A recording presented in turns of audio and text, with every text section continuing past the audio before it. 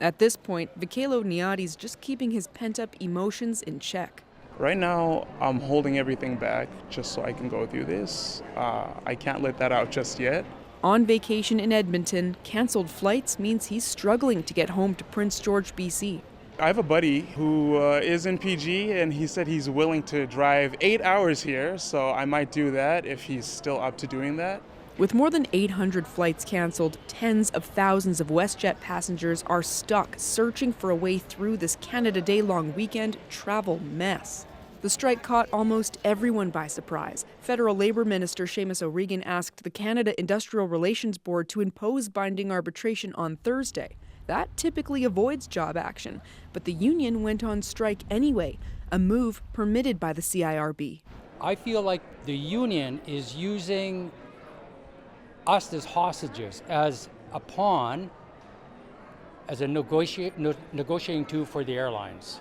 The federal labor minister said he does not agree with the board's decision to allow a strike during binding arbitration, and he's asked the two parties to work together. The right to strike, the right to lock out is a constitutional right. The question then is, does the minister even have the right to prevent them from going on strike?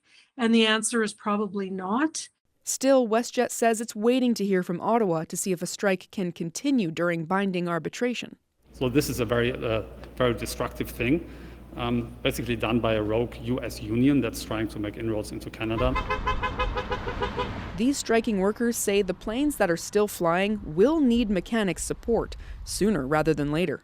We're already down to maybe 30 airplanes, which is a tiny fraction of what we normally operate, and those airplanes are going to time expire too if they don't get proper maintenance.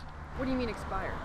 Like the checks that are scheduled are going to be like overdue, and then those planes will have to be grounded until those checks are carried out. Sam, there are a lot of people who have WestJet flights booked. They're wondering what might happen. What are you hearing about where the talks are tonight? Well, both sides are keeping pretty tight-lipped as of right now. We do know that both the airline and the union are working through mediators. That's according to a statement on the union's website. But as far as negotiations and any progress, it's still unclear at this point. We do know, though, that this whole conversation is getting even more politically charged. Both Alberta and Saskatchewan's premiers are calling on Ottawa to make sure that work continues during binding arbitration. So both of them say the federal government needs to step in and end this strike. Okay, we'll keep watching this. Sam Sampson in Edmonton. At airports across the country, canceled flights and growing frustration. I've been here from about 6 o'clock. And I'm waiting for a standby flight, but they don't seem to get an answer. Tens of thousands of customers caught in travel limbo. I was waiting over the phone all day yesterday, 2 hours at a time, and then it would just kind of hang up on me. This man had just dropped off his brother's family at the airport for a long-awaited trip to the Philippines. And both of their flights just got canceled, but their Philippine flights are with a different airline. So they're not able to get anything done about that because it's right now their flight just got canceled, so now they're stuck here. Experts say the strike's timing is no coincidence, with an estimated 250,000 Canadians flying this holiday weekend. And for customers with canceled flights trying to rebook now, not easy. They're up against a brick wall, literally speaking. For one, getting through to the airline is difficult. Two, when you do get through, you may be told, we'll call you back or we can't take your call. Still, Canadian regulations say if canceled flights are within an airline's control, it's on them to find another way to get you to your destination.